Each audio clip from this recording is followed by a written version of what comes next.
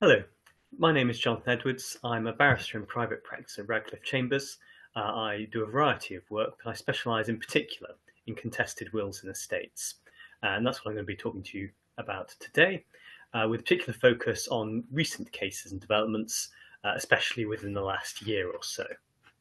So the aims of this session, which should last for about 60 minutes, are to review recent cases. I'm going to spend the bulk of the session speaking about probate disputes, which are the real meat of this area, certainly in my experience.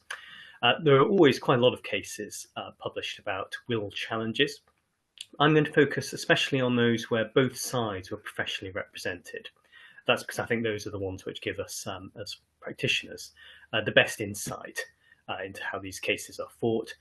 Cases which are one-sided, either because one party doesn't attend the trial at all, or because they try to do as litigant in person, I think are a lot less informative, and I place a lot less reliance on those because the court doesn't have the advantage of professional argument on both sides, and so the evidence, I think, can quite often be given a spin which it wouldn't have, perhaps, if there'd been professional representation. I think the cases which are in many ways more interesting are the ones where professionals on both sides thought the case was worth fighting. But of course, invariably, one side will have been successful and the other not. So we're going to focus on a range of different ways that wills can be challenged. In particular, testamentary capacity. There have been some important cases on that in the last year, but also under influence, knowledge and approval, and formality requirements.